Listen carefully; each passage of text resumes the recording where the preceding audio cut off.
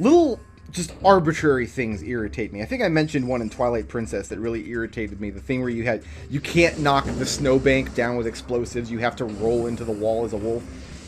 That doesn't bother me because it's a dumb solution. It bothers me because it's really, really arbitrary. You know?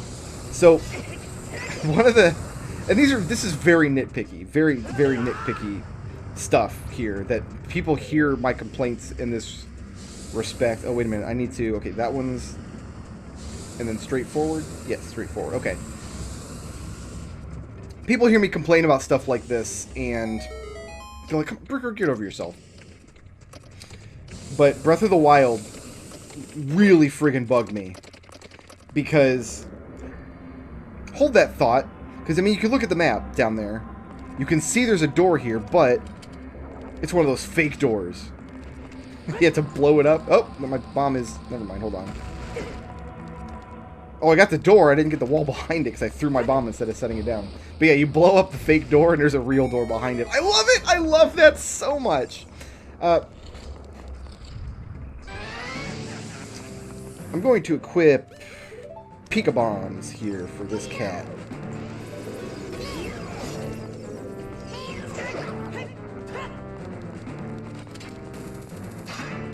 Can I grab him with my hook shot? Yep.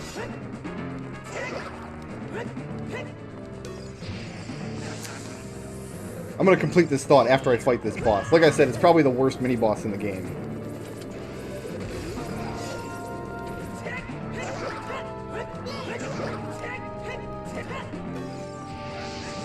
We've got this red tunic, right?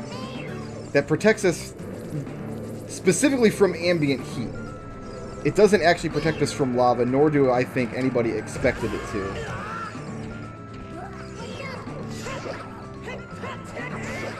It protects us only from ambient heat. Okay, so we can go into the Death Mountain caldera with it, and we can survive here inside the Temple of Fire. So,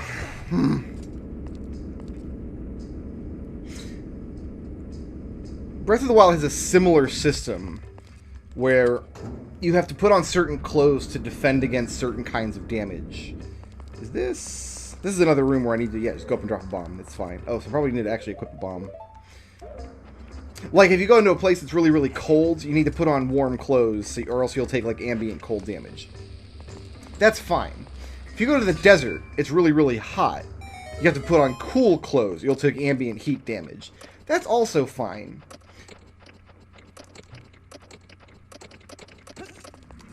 But, in addition to that, to go to Death Mountain in that game, you've got to put on clothes that prevent not heat damage, but fire damage. And oh, that bugged the hell out of me. That heat damage and fire damage were two different things. And people explain it to me over and over and over. Like, Brickroad, like, one's the desert, one's the mountain. You know, one is the heat from the fire, one is preventing, like, sunstroke. I get it. Game, like, mechanically, it's fine. But it bugged me every single time. When I first went to Death Mountain, it's like, oh, I'll just put on all my heat-resistant gear that I had for the desert, and I'll be fine. Nope. Because heat and fire are different things. And I get it, they are. Like, there's a difference between, like, just ambient heat and actual burning plasma.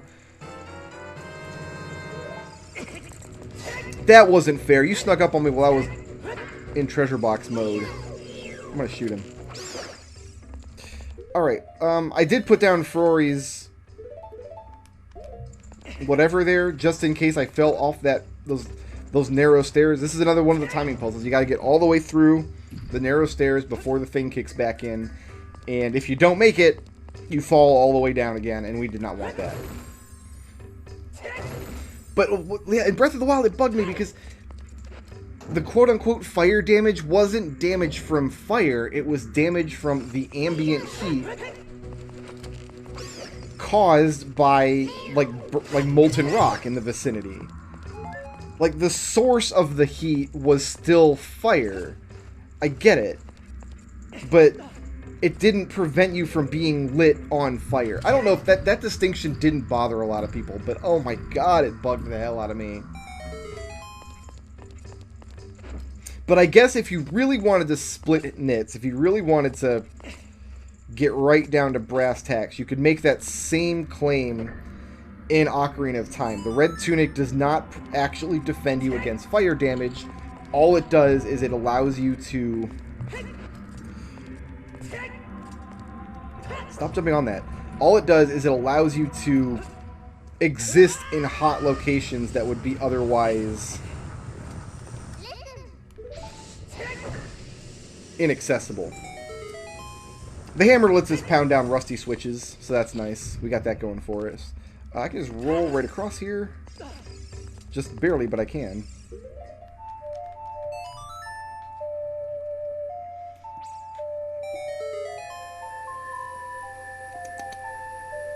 I presume that the entire fire temple counts as hot for purposes of the Goron tunic, but I've never actually tested it.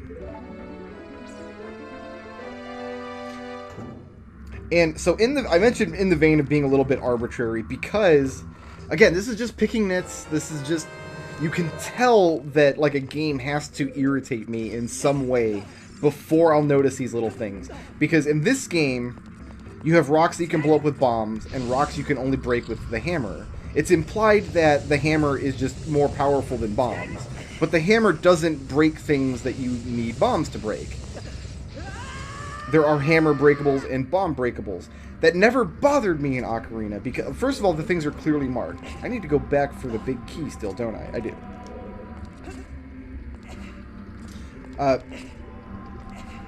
Not so much in this dungeon. In this dungeon...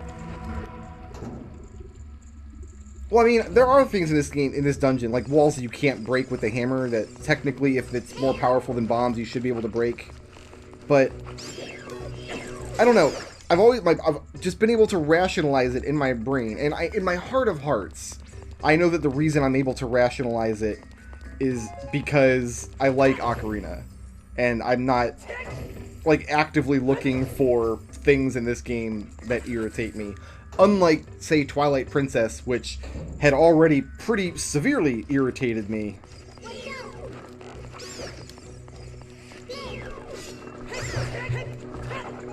And then I got to a point in the game where, like, oh, the bomb's not going to work here. You have to roll into the wall. You could also say, oh, it's a magic hammer. Like, it interacts with, like, I don't know. That's kind of a link to the past. And, oh, it's a magic hammer. Does it use magic power? No. And what do you mean it's a magic hammer, then? I don't know. Just spin around in a circle. Wait for the door to open. Stop asking questions. But yes, there are rocks and things that get blown up. Put the sword away. There we go. They get blown up with bombs. The Goron special crop. And then there's one particular Goron's like, don't you have anything stronger than that? So the hammer's supposed to be stronger. I would have liked, in this game, if anything a bomb can do, the hammer can do. That would completely alleviate this problem. And again, I only see it as a problem in the sense that it's the minor inconsistency.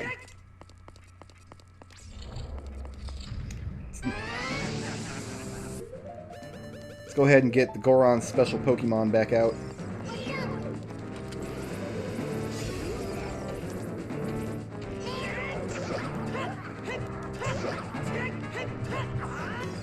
Okay.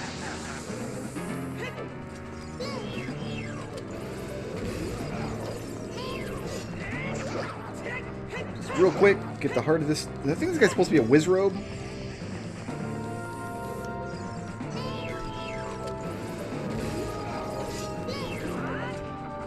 I think. Ah, come here, you. Shoot. Ah, we got him. I was gonna drag him to me. I missed with that hook shot, but he ran right next to me anyway, so. It all worked out. Most excellent.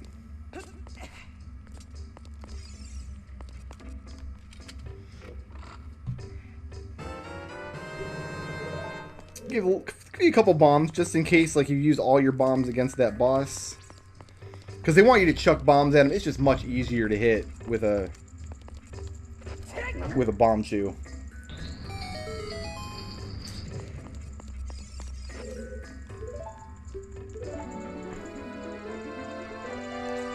Alright, and because we're coming up on the boss, and it's a little difficult to hit the screen here, we're going to swap those two items. I know, sacrilegious, we're taking the hook shot off of Y. It's been on Y the whole game. Just for this one fight.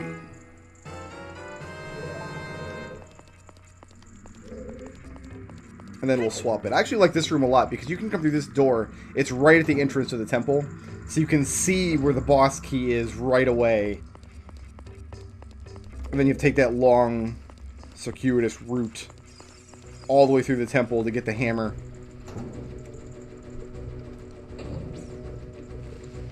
And now for what I don't know, I think Volvagia is probably the weakest boss in the game. It could just be like Morpha, I just fight the boss wrong. Maybe there's a much better way to fight this boss, but heck if I know.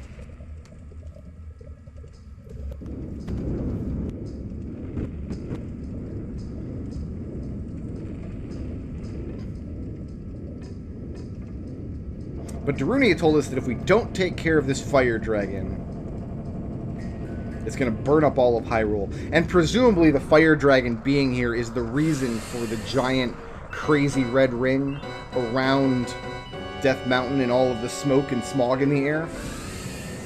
I think... Now, I'm going to say, first of all, I'm glad the game didn't do this, because I really enjoy being able to get the Bigoron sword so early, but I think thematically it might have been better. Excuse you.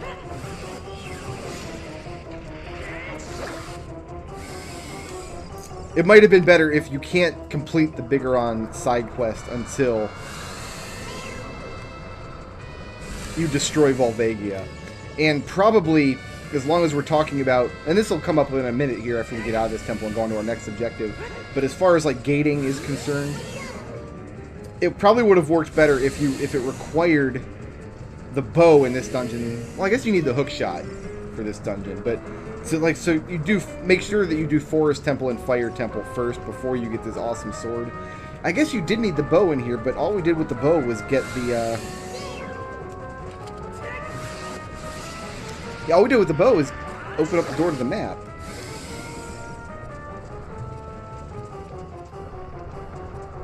That being said, I am glad that they didn't gate the dungeons that way. It does mean that there's some stuff in dungeons that you can't do without other dungeon items.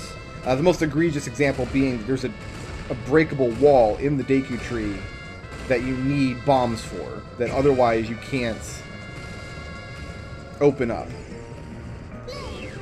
If you want to get the hundo, if you want to get all the Skulltulas, you've got to make a trip back to the Deku Tree at some point.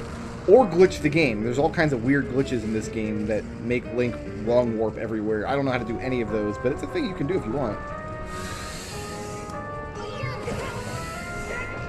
Oh, excuse you. I must not have been close enough there. Oh, we gotta wait for another cycle. Damn it.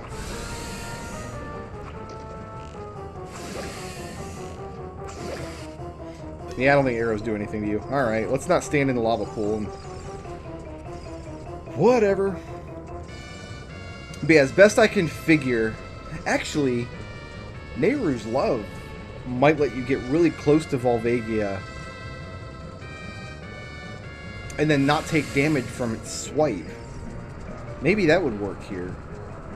Nehru's Love is a spell that you're really not supposed to have yet because you get it outside the Spirit Temple.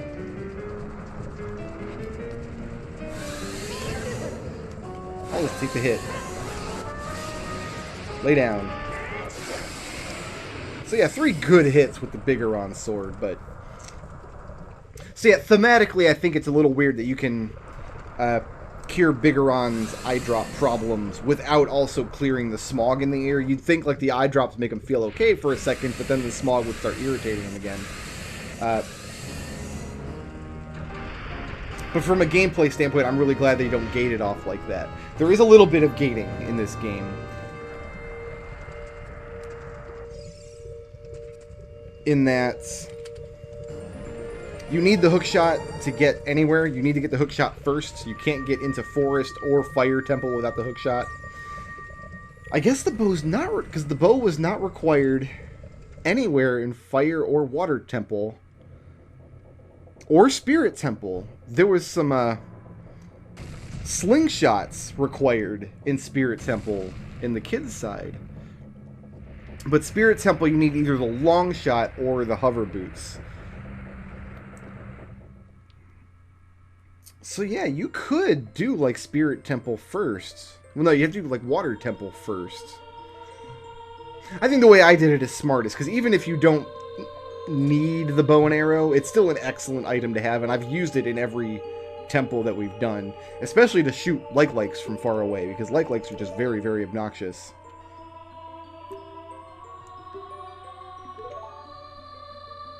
But I think after you clear 3 temples, any 3 temples, going back to Kakariko Village will trigger a scene that leads to the Shadow Temple. I don't think the game cares what 3 temples you do.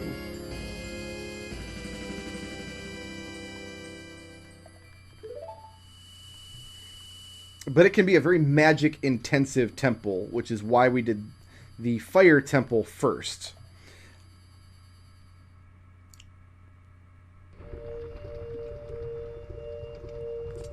Because now that we have the magic hammer, we wait, we go back this way.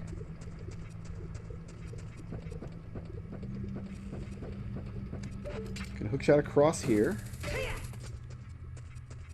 Yeah, like I think this rock here I can bust open. There's a hole here. Woo! Oh, this isn't the hole I thought it was. Those are Deku scrubs. I don't need those fools.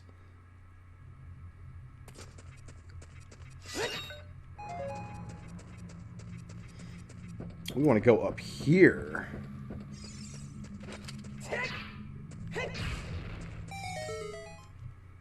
And maybe, I think it's kind of mean they make you hit the rock twice. Like, it just bounces off the first time.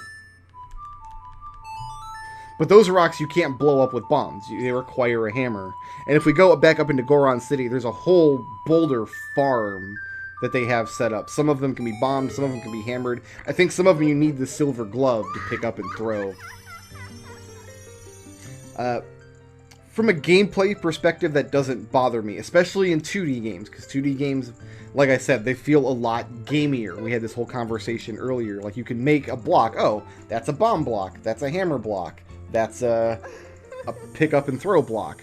That comes across really nice, really easy, really effortlessly in a 2D game like Link to the Past, but in a 3D game, you lose some verisimilitude if you do that, and 3D games, ostensibly, their verisimilitude is one of the big reasons they've gone to 3D.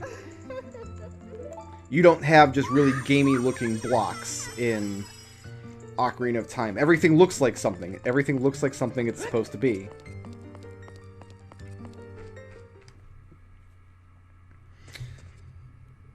So excellent, we're done here, and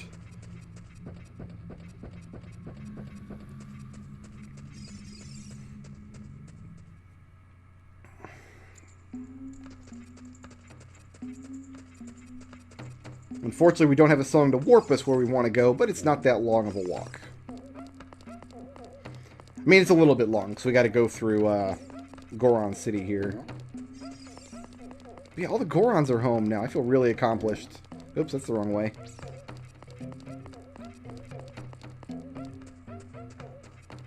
What's in that boulder farm room? I'm trying to think what's actually in there. There's got to be a Skulltula in there. Maybe a piece of heart. I don't know.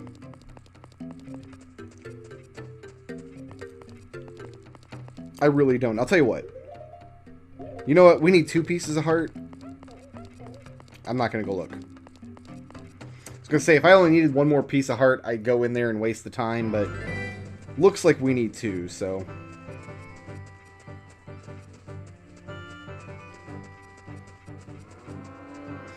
So I think what's going to happen here is we're going to go down to Kakariko Village from the Death Mountain side, and it's not going to trigger anything until we go back out to Hyrule Field and come in through the Hyrule Field entrance.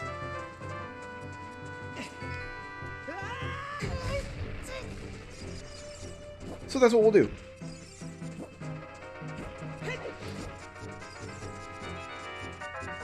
So they gate... Let me see if I got this right. They gate Shadow Temple behind any other 3 temples. You can do them any 3 you want, I'm pretty sure.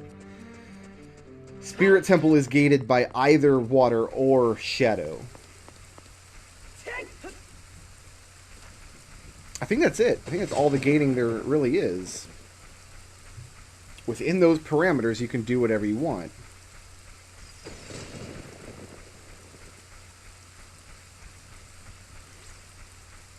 So we're going to have to go out here.